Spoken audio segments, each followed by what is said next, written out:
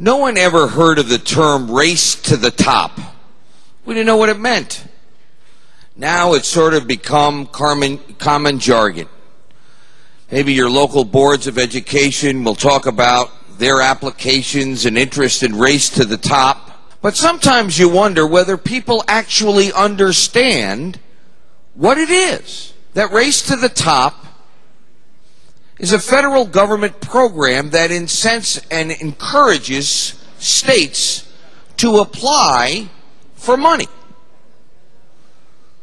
And in order to qualify for this money, you have to show certain things.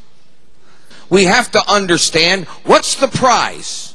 What's the prize and what's the cost? The total prize over 4 years is $195 million.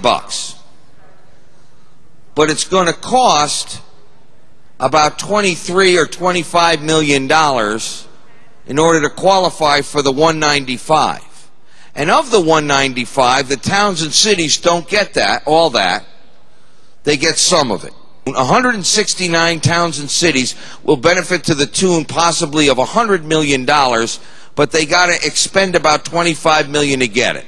Whoa. So in other words, we have to adopt this new criteria, but if we don't get the money, we still got to pay for the new criteria. Is that correct? Through you, Mr. Speaker.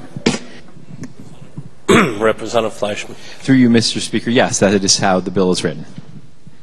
If we don't get the $195 million, where are the towns and cities going to get the $25 million to comply with this new criteria? Does the good gentleman have any answer to that? So we have 4 years to figure out what will be the appropriate steps to take if we win Race to the Top or if we don't.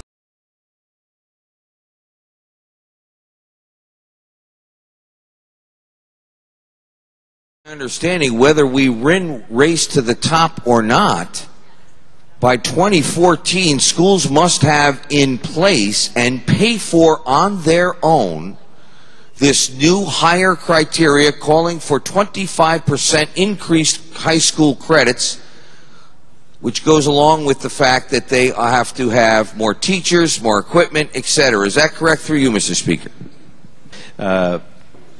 Specifies that for fiscal years ending June 30th, 2013 to June 30th, 2018 inclusive, the State Department of Education shall, within available appropriations, be providing grants to local and regional school districts to help with implementation. So it's the expectation that one way or another, whether it's federal funds or state funds, there will be supports for our local school systems seeking to implement this new curriculum. I got to tell you something, though. I'm a little worried. You know, we might be doing the budget later on today, and we've all heard the stats. Next year, we're $3.8 billion in deficit. Year after that, $3.8 billion in deficit. Year after that, about $3.2 billion in deficit. That brings us right smack up to 2014. If we don't win this race, someone's going to have to pay this money. State doesn't sound like it could pay for it. Guess who's going to pay? Guess who's going to pay?